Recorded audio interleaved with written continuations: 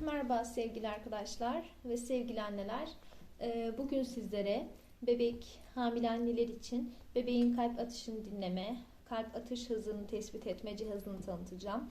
Gerçekten işe yarıyor mu? Aldığımız zaman gerçekten kullanışlı oluyor mu? Verdiğimiz paraya değiyor mu?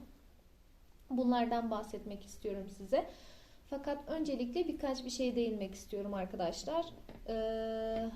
Kendimden, kendi hamileliğimden birkaç örnek vermek istiyorum size. İlk doğumumdan sonra arkadaşlar hamileliklerim hep düşük ve kürtajla sonuçlandı. Ve en son kürtajımda ise bebeğim 8 haftalıkken karnımda kalp atışı durması nedeniyle öldü. Biz bunu hiçbir şekilde anlayamadık. Çünkü doktor kontrolüne yeni gitmiştim ve doktor kontrolünden sonra bebeğimin kalp atışları durmuş. Biz bunu anlayamadık. Anlayamadığımız için 2-3 hafta boyunca bebeğim karnımda ölü kaldı. Ve anne olanlarınız bilir ki bu ciddi gebelik zehirlenmelerine neden olabilecek bir durum ki Allah'tan öyle bir durumla karşılaşmadık. Ve bu kürtajlardan sonra nedeninin bir araştırma altına alındı nedeni. Kan pıhtılaşması olduğu anlaşıldı. Bundan sonraki hamileliklerimde gebeliğim boyunca ve gebeliğimden 2-3 ay sonrasına kadar kan sulandırıcı iğne kullanmak zorunda kaldım. Ki kısa bir süre önce doğum yaptım. Bebeğim şu an 3 aylık olacak. Ve son gebeliğime hamile kalmadan önce bir karar aldım kendime. Bundan sonraki gebeliklerimde asla yine aynı sıkıntı, stresi yaşamak istemiyorum. Kendime hani her şekilde en iyi gözetim altında en iyi şeyleri yaparak artık bebek kaybetmek istemiyorum dedim. Doktora gittim arkadaşlar. Bebekler zaten anne olanlar bilir, bebeklerin kalp atışları 6 ile 8 hafta arasında duyulmaya başlıyor. Bebeğim 7 haftalıkken kalp atışlarını duydum ve bu cihazı almaya karar verdim. İnternetten araştırdım fakat araştırmalarımda o kadar net bir sonuca rastlamadım. İzlediğim videolarda falan tamam, anneler karnına tutuyor bu cihazı, bebeğin kalp atışlarını dinliyor. Ama tabii karnı büyük annelerde ben çok bir net sonuç bulamadım açıkçası. Ama yine de cihazı almak istedim. Cihazımı aldım arkadaşlar. Cihazım eve geldi. 8 haftalıkken kullanmaya başladım. İlk kullanmamda hiçbir şekilde bebeğin kalp atışlarını duyamadım. Dedim belki ilk kullanışımdır, bilmiyorumdur. İkinci kullanımı bekledim. İkinci defa kullandım, üçüncü defa kullandım. Yine kalp atışlarını duyamayınca tedirgin oldum ve bu defa doktora gittim apar topar. Doktorum hiçbir sıkıntı olmadığını, bebeğimin gayet sağlıklı kalp atışlarının olduğunu söyledi. Bu cihazı kullandığımı söylediğim zaman ise bu cihazlar hastanedeki cihazlara göre daha az duyarlı. Yani hastanedeki cihazlar bundan daha çok duyarlı ve daha hassas olduğu için bebeğin kalp atışı hızını, sayısını, görüntüsünü en net bir şekilde bize gösterebiliyormuş.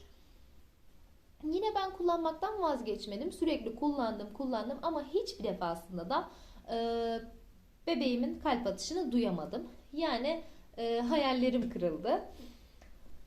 Daha sonra kullanmaya devam ettim. Bırakmadım duymamama rağmen. Ta ki bebeğim 17 haftalık olana kadar.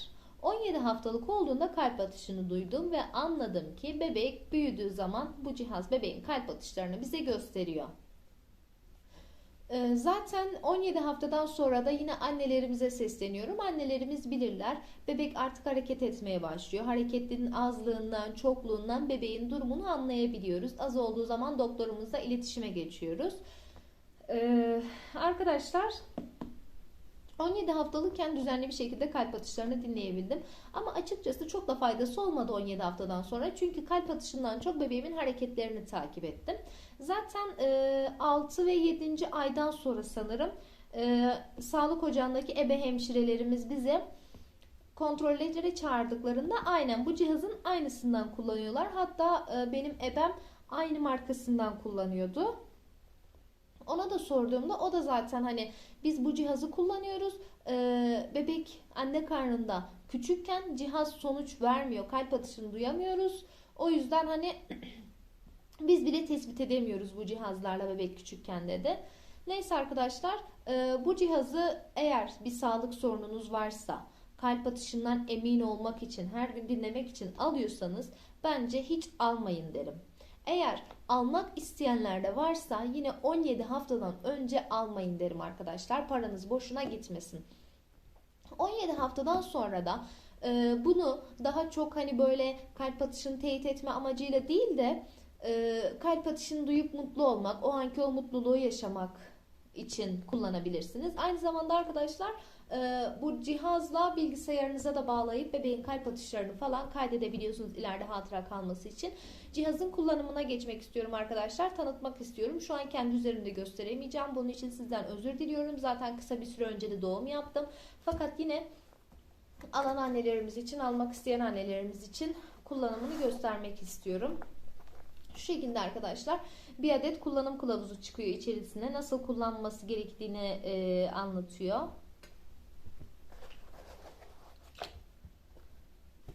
Daha sonra arkadaşlar cihazımız şu şekilde. Şöyle arka kısmında bir pil kapakçığı var. Pil kapakçığını açıyorsunuz ve içerisine 2 adet büyük pil yerleştiriyorsunuz.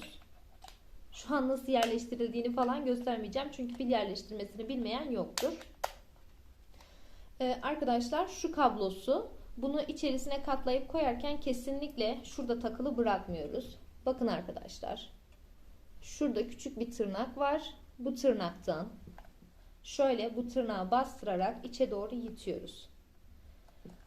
İttikten sonra arkadaşlar cihazın kullanımına geçeceğiz. Fakat kullanmadan önce yapmanız gereken sırt üstü bir şekilde yere uzanıp elinizle cenin yani fetüsün bebeğin konumunu hissetmeniz gerekiyor.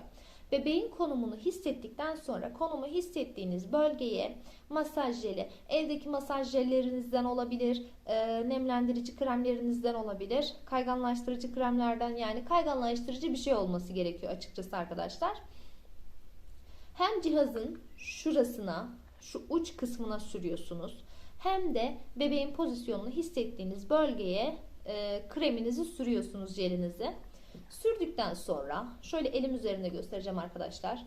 Cihazı o bölgeye koyuyorsunuz ve bebeğin kalp atışını duymaya çalışıyorsunuz. Zaten arkadaşlar o bölgede bebeğin olduğu bölgede 5 saniye içerisinde size kalp atış sesini vermeye başlıyor. Ve ben video çekmeden önce cihazımı denedim. Cihazımı uzun bir süredir yani 4-5 aydır kullanmadığım için açılıp geri kapanmaya başladı. Şu şekilde arkadaşlar.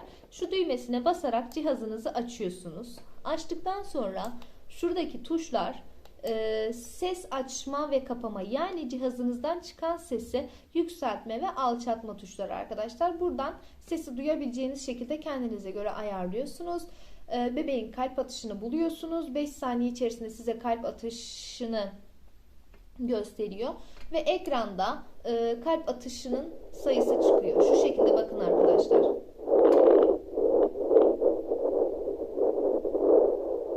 Sesi duyabiliyorsunuzdur. Böyle hışırtılı bir ses ve karnınızda böyle bu hışırtılı sesin arasından kendi bebeğinizin kalp atış sesini buluyorsunuz. Yine arkadaşlar bulduktan sonra şurada size sayıyla bebeğin kalp atış hızını verecektir. Aslında normalde ışıkları falan sönmüyordu. Uzun bir süredir kullanmadığımdan olsa gerek diye düşünüyorum çünkü. Şu an cihazım arızalanmış sanırım. Işığı yanıyor ve sönüyor, açılamıyor. Bunun için de tekrar sizden özür diliyorum. Göstermeyi çok istedim ama gösteremiyorum.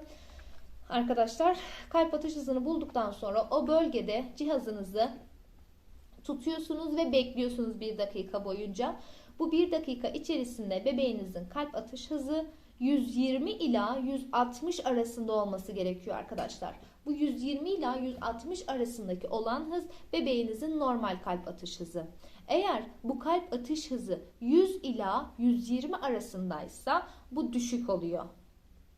Düşük derken yani düşük sayımlı kalp atış hızı oluyor ve bu tehlikeli. Yine arkadaşlar aynı şekilde kalp atış hızı 160'ın üzerine çıktığı zaman 160 ila 180 arası olduğu için bu tehlikeli kalp atış hızı oluyor ve direkt doktorla iletişime geçilmesi gerekiyor arkadaşlar. Bebeğinizin kalp atış hızı 120 ila 160 arasında olması gerekiyor.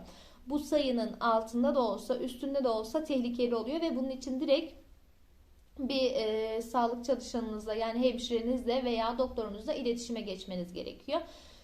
Yine arkadaşlar o ucuna sürdüğümüz jeli de bilmiyorum söyledim mi, tekrar söylemek istiyorum. Ucuna sürdüğümüz jeli kullanma amacımız size net bir ses vermesi için ve gürültüyü azaltmak için. Kullanırken arkadaşlar göbek deliğinin kenarından uzak tutuyoruz. Plasenta bu bölgede olduğu için oradaki size kan akımının sesini duyuracaktır. Net bir ses vermeyecektir. Yine arkadaşlar kullandıktan sonra cihazımızı kuru bir bezle iyice temizleyip şu kablosundan çıkarıp şu şekilde kutusuna koyup saklamanızı tavsiye ediyorum. Ben arkadaşlar size artı eksi yönlerini anlattım. Almak isteyenleriniz varsa 17 haftadan önce almasınlar diyorum. Eğer bebeğinizin sağlığını teyit amaçlı alıyorsanız yine bence sırf onu düşünerek alıyorsanız yine almayın derim. Aklınıza takılan sorular olursa yorum kısmından yazabilirsiniz arkadaşlar. Hemen cevap vereceğim inşallah. Beni dinlediğiniz için çok teşekkür ederim. Kendinize iyi bakın. Hoşça kalın.